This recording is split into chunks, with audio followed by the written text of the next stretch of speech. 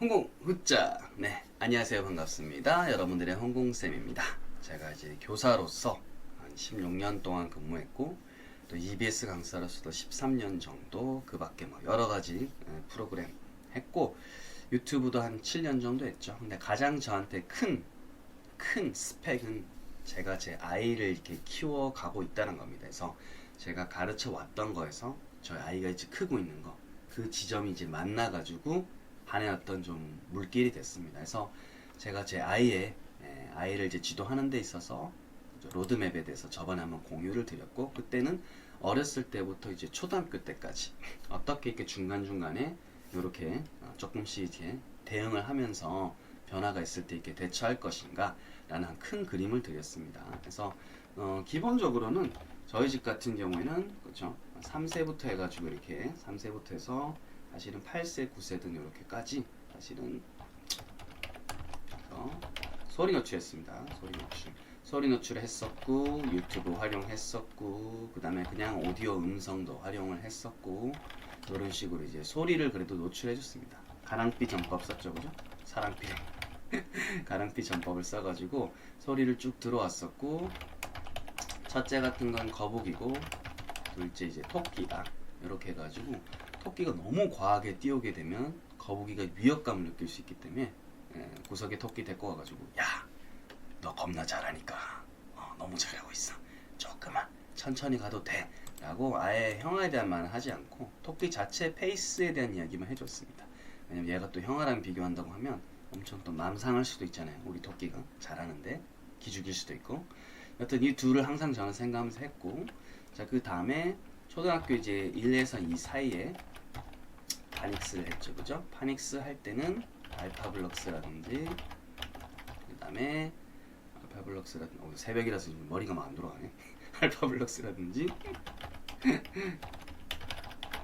스타폴닷컴 같은 데 들어가가지고 파닉스 이렇게 적절하게 해줬습니다. 특히나 알파블럭스는 BBC에서 만들었어요. 영국 거죠, 그죠? 영국 거지만 그래도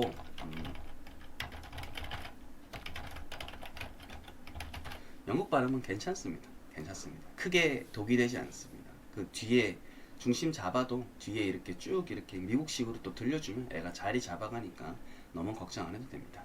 흡사 우리 애가 평소에 이렇게 한국말 쓰다가 우리말 이렇게 표준어 쓰다가 시골에 가면 이제 할머니들, 우리 저희 할아버지 사투리 보면 애가 갑자기 그쪽으로 후딱 갔다가 다시 이제 우리 집으로 돌아오면 조금 쓰다가도 돌아오는 거하고 이제 비슷한 현상이죠.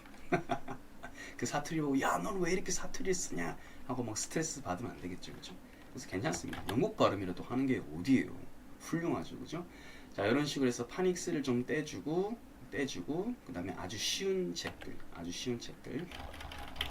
쉬운 원서 같은 거, 저희 집 같은 경우는 AR 거의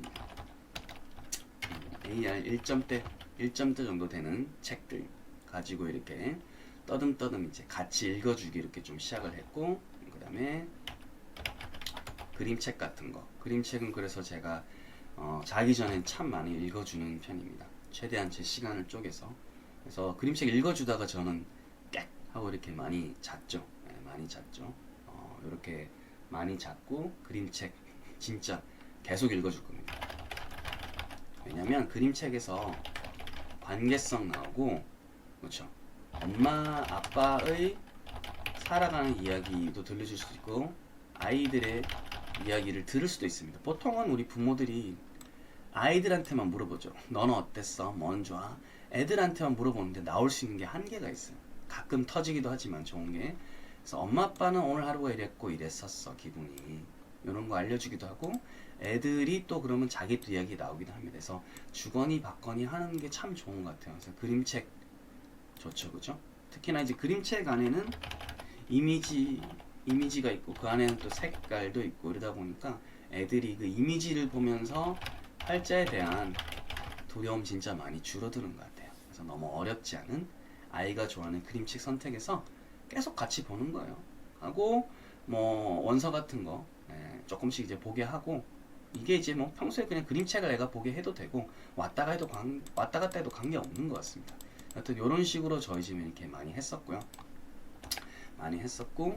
지금도 계속 하고 있습니다. 이러다가 저희 집 애가 이제 어떻게 보면 3학년이 이제 되기 전 시점에 2학년 때 어떻게 했냐면 영어 교과서 3학년 교과서를 저는 미리 좀 구했습니다. 그래서 그 안에 어느 정도인지 저도 파악을 하고 싶었어요. 파악을 하고 싶어가지고 한번 제가 읽어봤더니 항상 그래야 돼요. 서당계 효과를 써야 됩니다. 그래서 제가 읽어보면 그때서 옆에 애도 이렇게 읽고 싶어합니다. 그때 읽고 싶어하고 제가 해볼래요. 이럴 때 애가 이제 떠듬떠듬 읽어나가는 걸 보고 대충 단어 아는구나 싶었어요. 그래서 3학년 거 읽을 때 크게 이제 문제가 안 되겠구나 이런 생각을 했습니다. 그래서 3학년이 됐고 3학년이 되면 이제 안착이 가장 중요하거든요. 왜냐하면 교육 과정으로서 이제 영어를 얼마나 안착해가지고 일주일에 2회 수업을 좀 잘 따라가는지. 네, 그리고 수행 평가 한 번씩 보긴 보더라고요. 그래서 저번에 어떤 색상과 관련된 수행 평가 본다고 하길래 제가 이렇게 미리 좀 이렇게 확인을 해보고 색깔에 대한 것도 좀 해줬습니다. 왜냐면 처음에 첫 땀 깰 때, 첫 땀을 이렇게 딱 뜰 때 조금 그래도 같이 이제 봐주고 아빠가 관심 가져주고 요런 거 하는구나 하면 좋잖아요. 그래서 제가 수행평가 같은 경우에는 늘 즐겨서 이렇게 하는 건데 자, 라이브 워크시트라고 이제 사이트가 있죠, 그죠? 이거 잘 활용합니다. 그래서 애들이니까 가입 안 해도 되고요. 이렇게 검색창에다가 이제 colors 하게 되면 그쵸, 요런 것처럼 어때요? 매칭 나오잖아요, 그죠? 핑크 나오고 선 되게 재밌어요. 옐로우도 이렇게 선 그을 수 있죠? 그냥 제 마우스를 거지는 거예요. 이건 특별한 장치 없이. 레드도 애가 막 쉽게 그렇습니다. 하고 오렌지도 먹은지 얼마나 오렌지. 블루 그린 어디 갔어? 그린 어디 있다. 그린. 그다음에 펄. 야 잠깐. 펄퍼 어디 갔어? 펄퍼. 당황스러운데. 이게 펄퍼인가? 보라색. 얘가 보라색인가 보다. 하고 블루는 그러면 다시 블루는 맞네. 블루 맞네. 자, 피니시하고 자, 왜 순간 3개 헷갈려. 하고 화면에 check my answers 하게 되면 그죠, 나오죠, 그죠? 10분에 10 만점. 그리고 이제 아래 보면 또 이제 유사한 또 색깔 문제들 되게 많이 있죠, 그죠? 듣고 고르는 것도 있고, 그죠? 듣고 고르는 것도 하나 해볼까요? 이렇게 여기 많이 있죠? 소리를 누르면 Red. 나오죠, 그죠? 이런 식으로 매칭 게임도 할 수 있습니다. 매칭 게임도. 자, 이런 식으로 이렇게 좀 봐주는 게 사실 필요합니다. 필요합니다. 이런 것들 봐주는 게 필요하고, 애가 처음에 좀 약간 자신감을 갖게 되면 그 다음부터 이렇게 또 소통하면서 필요하다 싶으면 조금씩 들어주고, 이 정도만 해도 잘 나가더라고요. 자, 이런 식으로 이제 3학년, 4학년은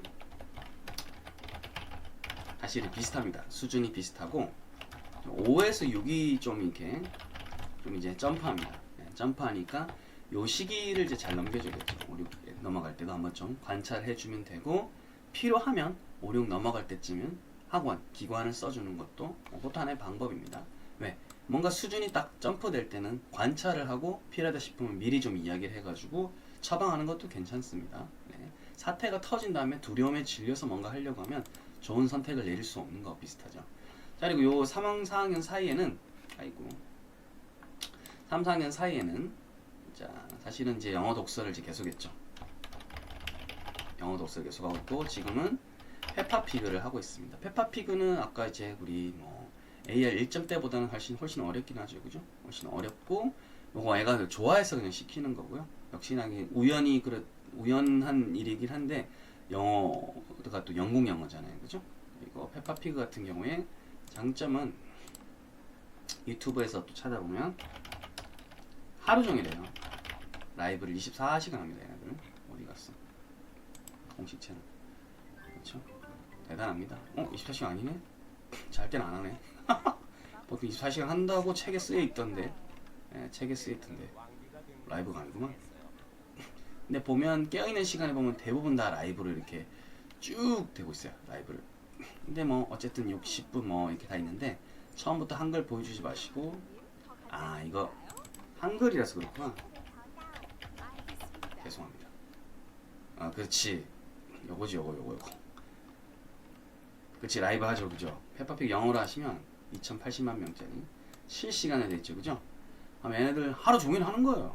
하루 종일 하는 거예요. 그래서 요거 잘 활용하시면 좋습니다.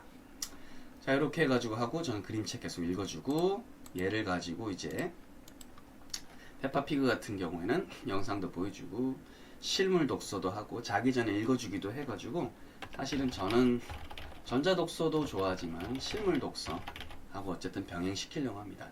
살아가는 데 있어서 실물 독서를 안 할 수가 없잖아요, 그죠? 아무리 디지털화 된다고 하지만 실물 독서에 대한 것은 계속 앞으로도 갈망은 살아있을 거니까 어쨌든 요거를 조금이라도 녹여서 같이 가려고 합니다. 그래서 유튜브라든지 어떤 전자 매체에 대해서 저는 부정하지 않습니다. 분명히 장점이 있고 활용은 극대화해야 되는 게 맞지만 실물 독서의 중요성도 아이랑 이야기를 계속 이렇게 해주는 겁니다. 실제로 우리가 부모님들이 방법을 잘 모르고 처음에 이게 될까 싶어서 이야기 안 하는 경우도 많지만, 터놓고 엄마의 아빠의 살아가는 게 이야기를 해준다거나 애들 이야기를 잘 들어주면서 요런 이야기도 이것도 필요한 거야 하고, 마지막으로는 부모님이 이렇게 독서하는 것을 사실을 보여주게 되면, 이런 것이 어우러지면 애들 따라갑니다. 그게 살아가는 방식이구나 싶어서 따라갑니다. 근데 이게 결여가 돼 있다 라고 하면 이제 쉽지가 않은 거죠. 그래서 대부분의 경우에는 거울 효과가 있습니다. 부모가 하는 걸 따라하게 되는 게 있습니다. 사실 이런 독서는 습관이라든지 이걸 아이들한테 물려주는 게 좋은 거죠, 그죠? 고기를 입에다 넣어주는 것보다 고기를 이제 낚는 경험해가지고 시켜줘가지고 애가 이제 방법도 알려주고 해가지고 이제 방법을 가지고 애가 계속 살아가게 해야 되겠죠. 이렇게 되고 이제 고학년이 되면 전에 말씀드린 것처럼 아까 이제 루틴은 계속 가는 거죠. 독서 수준은 올라가고 뭐 영상도 보고 이런 식으로 돌려서 이렇게 하게 만들면서 아웃풋에 대한 걸 좀 이제 갈망할 수도 있습니다. 사실은 말하기라든지 쓰기가 사실 더 하기는 좀 쉽습니다. 배웠던 책에 있는 것을 이제 가볍게 필사한다든지 자신의 감정을 한 단어 두 단어를 쓴다든지 굉장히 작게 쉽게 출발해가지고 얘를 일주일에 3-4번씩 이런 식으로 하게 만들어가지고 습관화 시키면 된다. 이렇게 볼 수 있겠어요. 습관화 시키면 된다. 습관이 되고 나면 그 다음부터는 부모는 관리만 하면 되는 겁니다. 잘했나? 잘했네. 그리고 이제 너무 애가 피곤한 날 같은 경우는 미리 오늘은 피곤하니까 하지 말까 이런 말이 이렇게 올라가 있더라도 상황을 보고 애가 진짜 못할 것 같으면 그때서 이렇게 오늘은 좀 너무 그러니까 오늘은 하고 내일 하는 게 어때? 제안하기도 하고, 이만큼 참고 있다가도 애가 할만하면 오케이 해볼까? 이런 식으로 해가지고 할 수 있게끔 이렇게 약간 끝에 이렇게 조금 이렇게 용기를 주고 밀어주는 것도 중요합니다. 이렇게 하고, 말하기 같은 경우에는 애가 이제 아는 걸 이제 따라 말하는 현상이 있으면 사실 그건 아웃풋이 시작이 됐다 이렇게 볼 수 있거든요. 축하드립니다. 그러니까 저희 집 애들은 따라 말하고 이제 반응하고 싶어 하더라고요. 그럴 때는 극대화 시켜주는 게 맞는데, 그렇지 않다면 좀 더 기다려줄 필요가 있는데, 어쨌든 인풋이 차면 카피하고 싶은 욕구는 있어요. 카피하고 싶은 거, 그런 거 욕구 있을 때 좀 이렇게 더 이렇게 그런 식으로 같이 따라해보자 이런 거 좀 많이 해주시면 되고, 만약에 애가 따라했는데 뭔가 좀 이렇게 혼자 자꾸 읽으려고 하는데 잘 안 된다 싶으면 반드시 오디오 자료 활용해가지고 우리 따라 말하기 있죠. 이게 잘 되면 연따라고도 하죠. 연속으로 따라 말하기. 그리고 정말 화면 없이 그냥 따라하게 되면 정따, 이렇게 정따라고 하죠. 오디오 맞춰서 이렇게 딱딱딱 따라하게 하는 거. 이런 것들까지 이제 오디오 자료 활용해서 시키면 훨씬 더 이게 발음이라든지 이런 게 나아지고, 직접적으로 이거 틀렸어라고 하는 것보다 훨씬 낫습니다. 직접적으로 자꾸 지적을 하기 시작하면 부모도 스트레스고 아이들도 스트레스야. 자, 이런 식으로 요 습관, 실용영어, 요까지가 실용영어예요. 에 대한 것이 이렇게 쭉 이어지잖아요. 그죠? 실용영어에 대한 게 쭉 이어지고, 이제부터 5학년부터는 이제 입시영어를 어떻게 녹일까라는 게 가장 중요한 것 같습니다. 가장 기초는 사실은 팔품사에 대한 이해인 것 같아요. 영어 단어에 대해서 기본적으로 어떻게 접근을 해야 되는지, 이 팔품사가 어떻게 쓰여서 문장 구성을 만들게 되는지 이런 거죠. 가령 제가 그림 그려보면 영어는 사실은 이거죠. 나는 먹어요. 사과를 먹어요. 그렇죠? 어디서? 내 방에서 먹어요. 이렇게 되는 거죠. 그래서 영어는 우리말하고 다르게 이렇게 그림 그리는 순서가 사실 더 쉽습니다. 그렇잖아요. 만약에 이걸 나는 라고 하게 되면 우리말은 어때요? 얘를 지금 그림을 옮겼을 때는 나는 방에서 사과를 먹어요. 요 순이 되니까 사실 그림 그리는 게 되게 힘들어요. 그죠? 근데 영어로 하게 되면 아까 말씀드렸던 것처럼 머리 먼저 그리죠? I. 그다음 몸 그리잖아요. 그죠? 그 다음 몸 앞에 뭐 그랬었어요? 사과 그랬죠? 그 다음에 방이에요. 이렇게 되죠. 근데 이러면 애플룸처럼 들리면 오해 소지가 있죠. 그죠? 사과방처럼 느껴지니까 어때요? 방에서가 되니까 in the room 혹은 in my room이라고 하게 되고 이렇게 장소나 시간을 담당하는 것을 전치사라고 해요. 우리말 같은 경우에는 방에서라고 뒤에 붙게 되지만 영어는 이렇게 앞에 붙게 되기 때문에 요놈의 명사의 앞에 붙는다, 전에 온다라고 해서 전치사라고 하고 얘가 없으면 아까처럼 어떻게 된다? 애플룸처럼 되니까 굉장히 오해가 심하게 생긴다. 그래서 영어는 나름 얘네들의 룰이 있다는 겁니다. 오히려 어때요? 영어는 주어랑 동사 위치가 가깝죠. 한국어는 나는 하고 먹어는 굉장히 멀죠. 그죠? 멀죠. 자, 그렇기 때문에 영어는 이 두 개만 사실, 즉 우리 뼈다귀 그림으로 따지면 머리하고 몸만 그리게 되면 그렇게 되면 이 동사라는 것 자체가 먹는다라는 건 자연적으로 뭘 먹는지 사과가 와야 되죠. 그죠? 사과가 와야 되잖아요. 그죠? 그걸 이해를 하게 되는데 한국은 어때요? 이거 자동사냐 타동사냐 외워야 되는 생각되죠. 아니에요. 이미 우리는 머릿속에 다 있어요. 아이들은. 이치 있다면 뭘 먹는데요? 라고 떠올리는 자체가 이미 얘가 타동사라는 걸 이해하고 있다는 겁니다. 그래서 자타에 대해서 너무 스트레스 갖기보다는 이렇게 구조를 영어식으로 이해하고 그려봄으로써 머릿속으로 그려봄으로써 아 이게 뒤에 대상이 오는구나. 얘를 이제 주로 우리는 을을이라고 표현하는구나. 그래서 을을의 대상이 올 때를 보통은 타동사라고 한다. 꼭 이걸 알려주지 않더라도 팔품사를 익히는 과정에서 그림을 이렇게 머릿속 그려보는 과정에서 충분히 이해를 할 수 있고 팔품사를 익히면 단어장을 통해서 학습할 때도 굉장히 좋습니다. 그잖아요. 단어장 공부할 때도 단어장 예문이 있겠죠. 그죠? 예문이 있으면 그냥 이걸 그들은 친절해 이렇게 해석하는 게 아니라 팔품사를 알고 있으면 얘가 그쵸? 가령 kind란 단어를 내가 배우는데도 kind란 단어장이 나왔어요. kind. 근데 예문엔 they are kind야. 근데 they are는 알아. a에는 우리가 알고 있던 대명사. 아, 그때 홍공쌤이랑 머리 그릴 때 쓰던 거구나. 머리가 먼저고 그 다음에 are kind니까 아, 친절하구나는 상을 그려주는구나. 요 순서로 가는구나. 그래서 뭔가 멀리서 막연히 봤는데 가까이 가보니까 사람이 웃고 있어.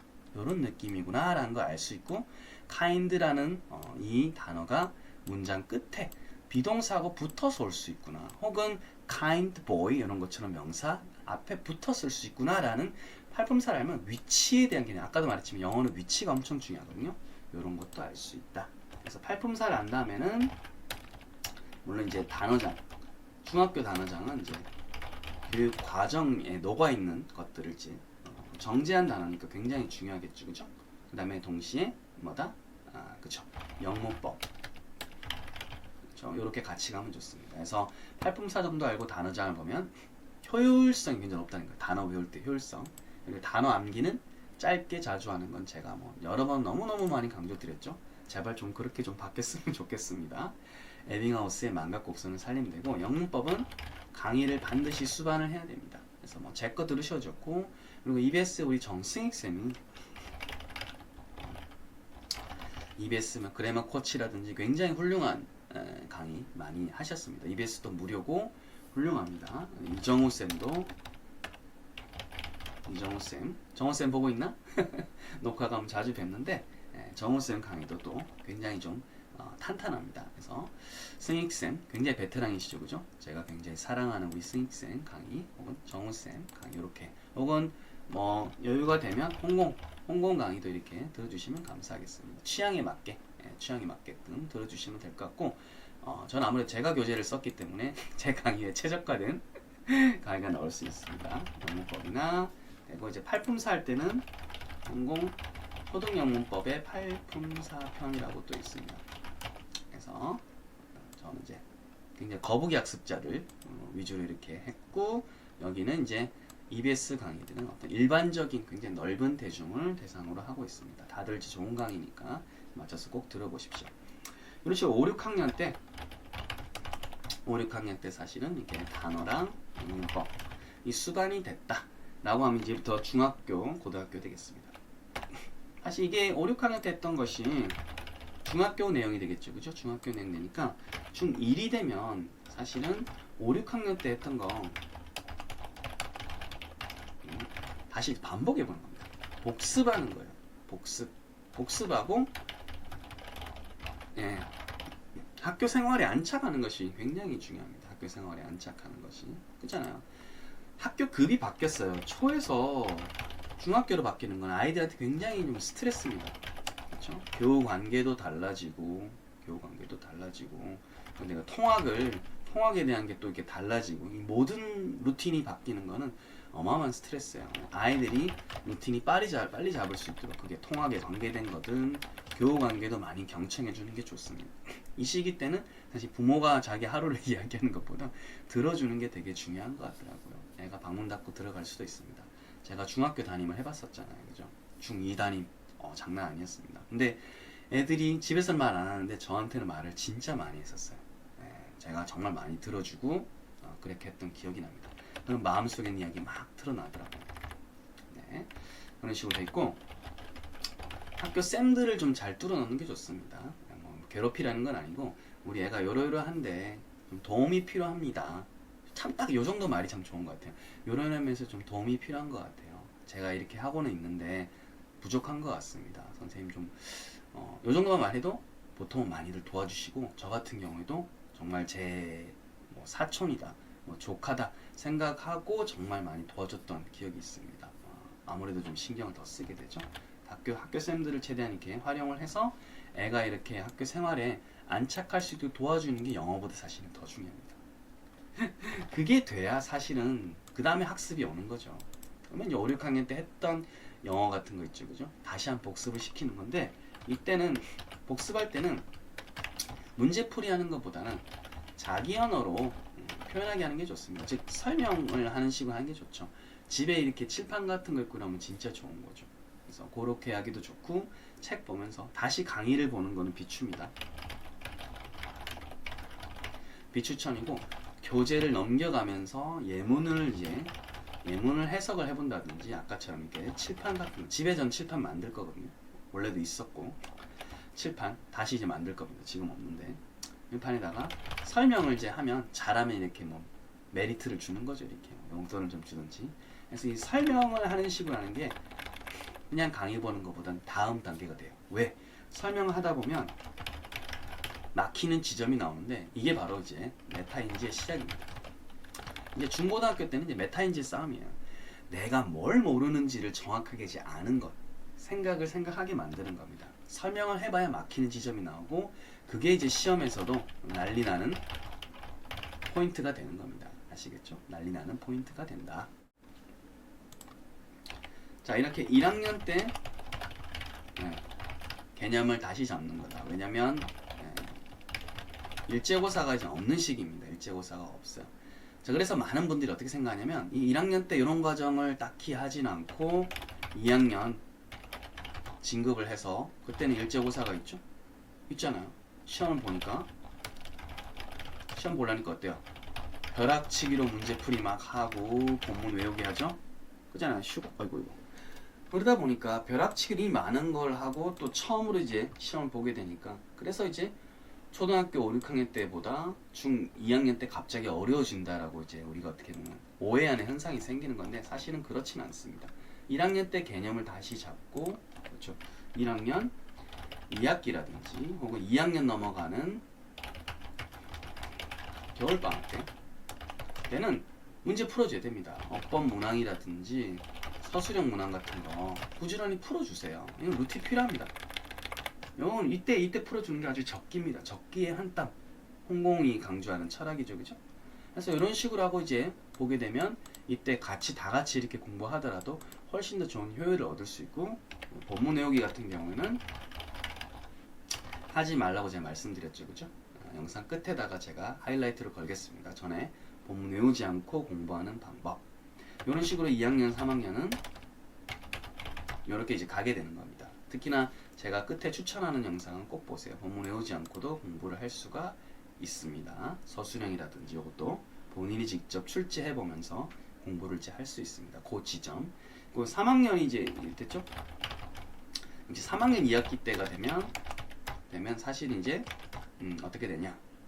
중학교 때 들어오기 전에 했던 초등학교 고학년 때 했던 거 이제 반복이 되는 거예요. 네, 반복이 됩니다. 그래서 다시 이제 고등학교 단어장, 그다음 뭐가 된다?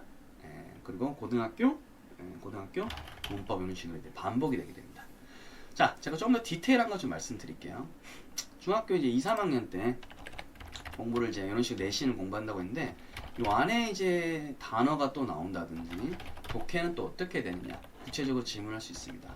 단어는요 이때부터는 단어장은 여러 번 이미 봤잖아요, 그죠? 단어장 이제 탈피하시고 2단계인 단권화 작업이 됩니다. 무슨 노트에다가 모르는 단어랑 뜻, 그 다음에 예문 짧게 긴 문장 있으면 잘라가지고 이렇게 정리를 해서 번호를 매겨둬야 됩니다. 번호. 그래서 이렇게 번호 해가지고 내가 나만의 단어만 해야 됩니다. 내가 부족한, 아까도 말씀드렸죠. 내가 부족한 거, 즉 메타인지입니다. 메타인지. 요거를 2단계를 제가 2, 3학년 때 시킨 이유가 있습니다. 이 단권화가 좋아 보여가지고 유튜브 같은 데 보고 나도 이렇게 정리해봐야지. 너무 정리할 게 많이 나와요. 잡힌 게 없기 때문에. 그러니까 정리하다 끝나는 거예요. 그렇죠? 뭐가 뭐보다 더 중요한지를 알아야 됩니다. 그래서 초등학교 고학년 때 했던 단어장을 1학년 때까지 손때 묻을 때까지 계속 보게 되면 어느 정도 기초 단어는 잡히죠. 80%, 90%. 그리고 2, 3학년 때부터는 내가 봤던 원서든 독해집이든. 근데 원서 집게 또 너무 많이 나온다라고 하면 정리하지 마시고 교육 과정에 있는 것들 충분히 녹이면서 하면 됩니다. 그러면 분량에 대한 게 좀 줄어들어요. 많이 줄어들어요. 그걸 바탕으로 그 노트만 이제는 짧게 반복해서 보시면 됩니다. 아시겠죠? 자, 독해 같은 경우는 그 다음부터는 뭐 원서 서술 조금씩 줄이시고 독해집을 가지고 이렇게 하시면 됩니다. 독해집 가지고 하시면 되고 혹시나 조금 이제 내가 딱딱딱딱딱 떨어지는 독해를 하고 싶다면 구문독해 중학으로 이렇게 찾아가지고 EBS든 어디는 공부하시면 되고 구문독해 같은 거 어법하고 구문이 녹아져 있는 거 보통 천일문유라고 이렇게 말합니다. 천일문유. 요거는 반드시 이제 강의를 병행해 주시면 효과가 좋다. 그래서 2, 3학년에 디테일을 저는 설명을 드렸고 다시 이렇게 3학년 넘어가겠습니다. 그러면 단어장 다시 이게 반복이죠, 그죠? 반복이죠. 그래서 단어장 같은 고등학교 역시 교육과정, 역시 수능 기출까지 이렇게 들어갔던 것까지 같이 해주시면 될 것 같고 문법도 이제 당연히 강의가 병행이 돼야 되겠죠, 그죠? 되면 이제 기회가 되면 구문도 강의가 들어가 있는 거. 고등학교 구문은 조금 더 이제 확장된 형태니까. 자, 그리고 요 사이에 실용영어는 이제 어떤 포지션이냐? 사실은 중1 때까지는 좀 어느 정도 이제 볼 수 있지만 중2 때부터는 이제 고등학교 3까지는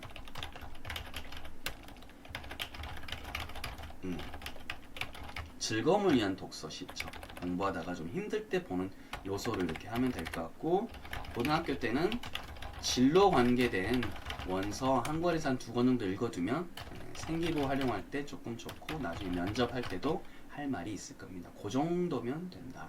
힘들 때 좀 봐라. 이 정도입니다. 자, 고등학교 들어가기 전에 이런 식으로 단어장, 문법, 구문 이런 식으로 했죠, 그죠? 했으면 이제 고등학교 들어오게 되면 1학년 때는 다시 저거 공부했던 거를 그렇죠, 요거 했던 거를 다시 이제 복습을 하는 겁니다. 근데 말씀드린 것처럼 이때는 내가 뭘 모르는지를 발견하는 거, 메타인지 발동이죠, 그죠? 내가 뭘 모르는지를 확인을 하는 시간이 돼야 됩니다. 그래야 여유가 있습니다. 그리고는 고등학교 바로 이제 내신 전쟁이 시작되죠, 그죠? 내신 전쟁. 내신 전쟁에서는 사실은 이제 본문, 부교재, 그다음에 모의고사, 3개년치 이렇게 쭉쭉 나오잖아요, 그죠? 양이 많습니다. 그래서 학교 기출이 어떻게 되는지 기출 히스토리를 반드시 파악을 해서 공부할 때 스타일을 좀 잘 조절하셔야 됩니다. 본문에서 몇 문제 안 나온다. 그러면 본문에 공부할 때 좀 약간 가볍게 어떤 지점을 내는지 그 포인트로 가야 돼요. 그래서 고등학교 공부는 사실은 포인트 공부이고요. 뭘 내야 될지 출제자의 눈에서 보는 것이 굉장히 중요하다. 그렇게 이제 1학년 때 내신을 이런 식으로 이제 잡아주는 거 되게 중요합니다. 무작정 닥치고 문제 많이 풀으라. 그게 가장 나쁜 방법입니다. 가장 나쁜 방법이에요. 그거 한 학기 넘어가면 애들이 막 토할 것 같아요. 자, 그런 식으로 고등학교 공부는 포인트 공부, 기출 히스토리를 판단을 하고 출제자의 눈에서 어떤 것이 중요한가. 그래서 독해 같은 경우는 지문별로 메시지 이게 뭔지, 주장하는 포인트가 뭔지, 그리고 그 문장 영어로 된 거겠죠. 영어 문장은 어떤지 그런 거를 파악하거나 아니면 그 안에서 어법 포인트를 발견해서 서술형이라든지, 즉 다시 말해서 영작을 어떻게 활용할 수 있는지 그 포인트만 쫙쫙쫙 해가서 공부를 하는 게 중요하고, 이 사실 포인트를 활용을 하려면 사실 이런 개념적인 게 돼야 뭐가 포인트인지 아닌지 확인할 수 있고요. 그리고 적어도 과외를 받든 학원을 받든 그 선생님이 말해주는 걸 이제 알아먹지, 그게 안 되면 다 그게 나한테는 모든 게 정보처럼 느껴져요. 다 중요한 것처럼 느껴져요. 그래서 포인트, 즉 뭐가 중요한지를 이제 가릴 수 있는 눈을 키우면서 공부하는 것이 굉장히 중요하다. 자, 이렇게 되고요. 사실 이제 고등학교 2학년쯤 되면 이제 기출 포인트, 모의고사 이제 기출 같은 거 이런 거 좀 잘 활용하는 것이 중요하다. 너무 이제 저학년 때부터 기출을 사용하는 것은 그렇게 옳지 않다. 이렇게 생각이 됩니다. 왜냐면 저학년 때부터 기출을 마구잡이로 이제 학원에서 푼 애들은 기출을 진지하게 다루지 않았어요. 물론 뭐 고등학교 1학년 때 1학년 기출 다루고 뭐 2학년 정도까지 괜찮지만, 특히나 고3 기출이나 평가원 주간 문항들은 좀 저는 신중하게, 왜냐면 정답지도 정답지지만 오답지를 잘 만들어요. 오답지를 잘 만드는 시점에서 시중에 나와 있는 그 어떤 문제집보다 우수합니다. 근데 대충 이게 답이야? 이게 답이야? 라고 찍고 맞네 동그라미 쳤던 애들 제가 장담합니다. 나중에 평가원 3학년 돼서 자기가 고사장 가서 평가원 풀어보세요. 박살납니다. 와, 나는 안 되지. 왜 안 되기는요, 대충 푸는 습관, 그 어마어마한 돈과 정성을 든 것을 정답지만 대충 바라보느라 오답지가 왜 오답인지 물음표를 가하지 않았기 때문입니다. 아시겠죠? 그래서 기출 같은 거, 저학년 기출은 괜찮지만 고3이나 평가원 주간 문항들은 정말 신중하게 아끼면서 왜 오답이 오답인지를 생각을 하면서 풀어라. 요거 포인트입니다. 그래서 기출 같은 2학년에서 3학년 정도 될 때 기출을 좀 잘 아끼면서 이렇게 내신과 어떻게 보면 수능을 위한 투트랙이 절묘하게 돼야 되지, 그냥 닥치고 내신이라고 했던 친구들, 닥치고 외웠던 친구들이 내신 포기하면 어떡해요? 애들이 어떻게 합니까? 갑자기 이렇게 돌변해요. 쌤, 저 정시로 갈래요. 전 수능 글렀어요. 내신 글렀어요. 갑자기 정시파로 돌변해요. 그리고 저한테 와서 이렇게 말해요. 쌤, 저 되겠죠? 이렇게 지금부터 이렇게 쫙쫙쫙 하면 되겠죠? 계획은 그럴싸하다만, 그쵸? 링 위에 올라가면 박살 나는 거예요. 그냥 반수생, 재수생들 엄청 잘해요. 재학생들 잡아먹어요. 웬만하면 못 이겨요. 거의 못 이기는 게 정설이에요. 그렇게 도끼를 품고 공부를 한 재학생도 안 되잖아요. 그 박살난 재학생이 재수를 하면서 그 도끼가 더 올라가죠. 개들인 거예요.